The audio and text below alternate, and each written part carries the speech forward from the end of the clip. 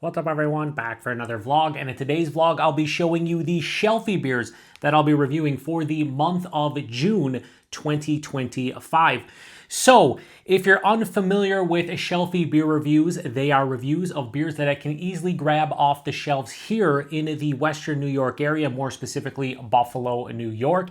And I try to get a good mixture of beers from some of the bigger regional, national, international breweries, and I post Shelfie beer reviews every single Tuesday and Friday of each month. And in the month of June, there are 8 Tuesdays and Fridays. Therefore, there are 8 beers here in front of me, and they are in order of how I'm going to post them over the course of the month from your left to right.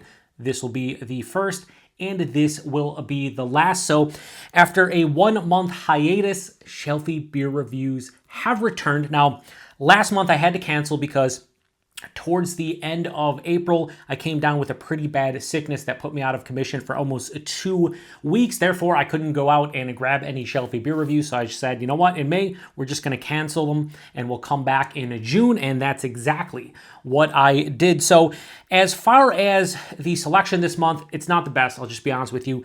Most of these are spring/summer seasonals, and all but 2 actually have some kind of fruit addition. That was not by design. Typically, when I look for Shelfie beer reviews, it's whatever catches my eye when I'm searching for beer. So I'll go out to a couple different stores, and whatever looks good, I usually pick up, whether that is a classic beer that I've never reviewed on the channel, maybe something I want to re-review, or some new releases. That's how it works. I didn't plan on picking up all these fruit beers, but it happened, and I'm excited for quite a few of them. So as we typically do, I'm going to go over them real quick, and then, like I said, be on the lookout for reviews of these every single Tuesday and Friday in June. So the first one we have here is from Samuel Adams, and it's their blueberry lager. So this is a lager with blueberry juice from concentrate and natural flavor added. Comes in at 5.5% alcohol by volume and 15 IBUs. And by the time that I get to this one, it'll be about 5 weeks old, but also has a best by date of October of 2025. So we are more than good to go for this beer. So they call this one a newer release, but I think it's a re-release of an old beer from back in the early to mid 2010s. I'll talk about it more when I review it. However, I do want to ask you guys a question. I did pick up the entire Beers of Summer variety pack from Sam Adams. It includes 12 beers, 4 of which are unique. You get 3 cans of each. This, the American Light, the Summer Ale, and the Porch Rocker. So I'm reviewing this in June. In July, I'm going to review the American Light as a Shelfie beer review. And in August, if you guys want to see it, I was thinking about maybe re-reviewing the Summer Ale. I have not had that beer since I reviewed it back in the summer of 2019. So it's been 6 years, and I thought it would be a fun re-review only because I originally hated that beer. When I last reviewed it, I was like, it's not terrible, but it's also not my favorite. So I'm curious to see what my palate thinks about it 6 years later. But if that's something you want to see, post in the comment section. Let me know. I'm not going to re-review Porch Rocker. I reviewed that one in 2022, and I don't think that needs any kind of re-review. So let me know. I would love to hear your opinion.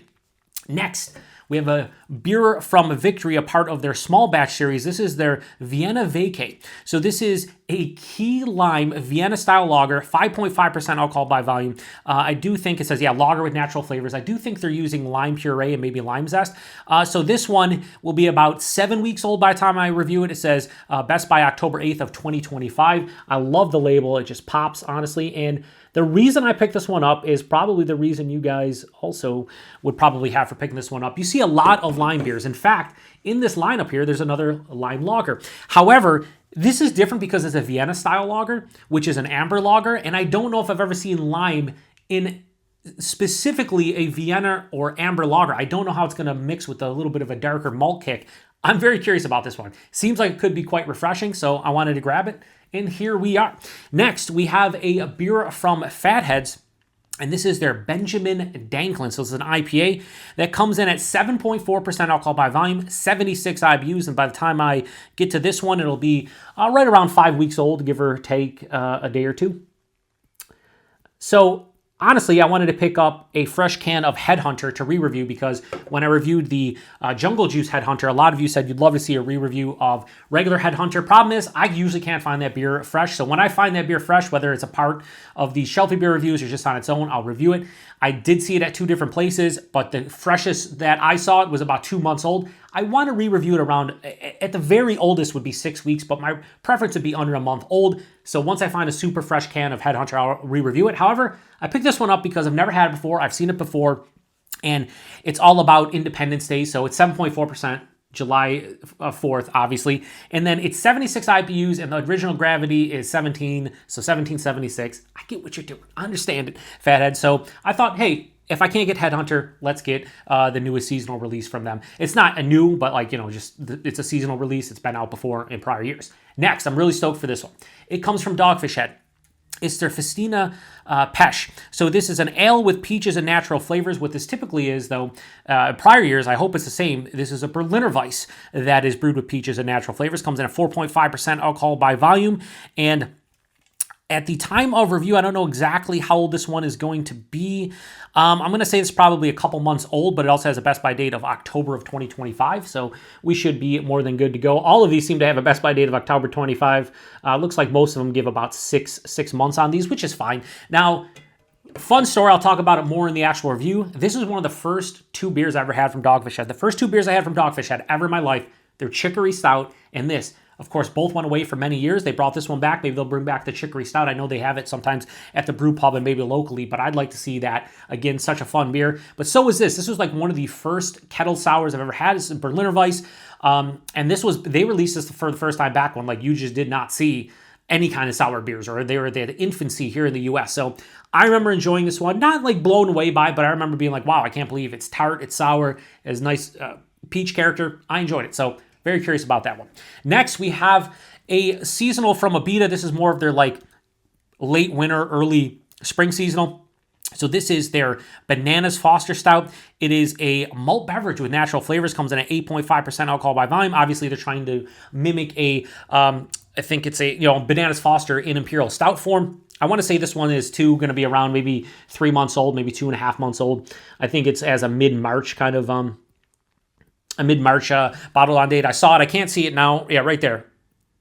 Yeah, it looks like mid-March. So that's going to be fun. It's the only stout in the lineup, and I've been impressed by some of the Aida Imperial Stouts and flavored beers like this. So I thought, you know what? We'll give it a go and see how it is. Kind of mix up and break up the monotony of all these fruit beers for sure. Of course, 3 of the first 4 are fruit beers, although this is a fruit beer. It has bananas in it, or natural flavors. Maybe bananas, I don't know. Next, we have a beer from Rogue, and this is their Berry Blonde. So it's a blonde with natural flavors, 4.7% alcohol by volume. This one will be about somewhere around I'd say 6 weeks to 7 weeks old when I review it. So the reason I picked this one up is I don't review a ton of Rogue on the channel, but I like berry beers, and a Berry Blonde, why not? I think they missed the mark. I don't know if they could have called this one Berry Bonds, like the baseball player, but you could want Berry Blondes. I don't know.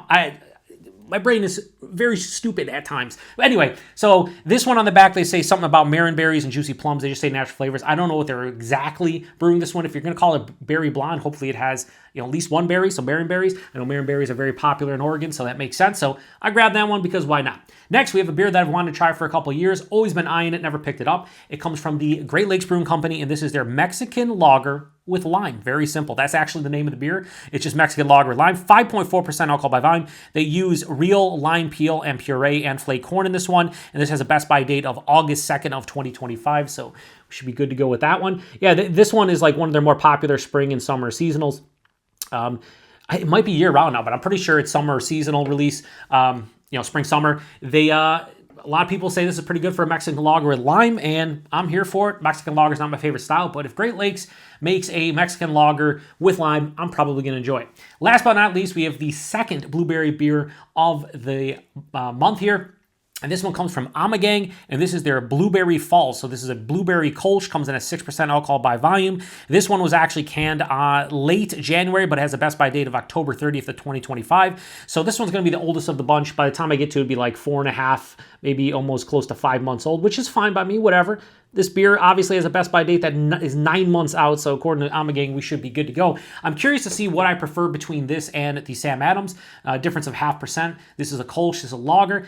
Kind of similar, but not really. And Amagang is known for not lower ABV fruit beers like this, obviously Belgian beer. So I'm curious to see what this one's all about. I wanted to grab their oak-aged watermelon Kolsch, but I did not see singles. I only saw 4-packs. Didn't want to buy an entire 4-pack, so I went with this. Maybe I'll review the oak-aged watermelon Kolsch at some point in the next couple months if I can find a single. So As I always ask at the end of these Shelfie beer review vlogs, what beer or beers are you looking forward to the most as far as the reviews are concerned? If I'm being honest with you, pretty much 3 of them really stick out to me.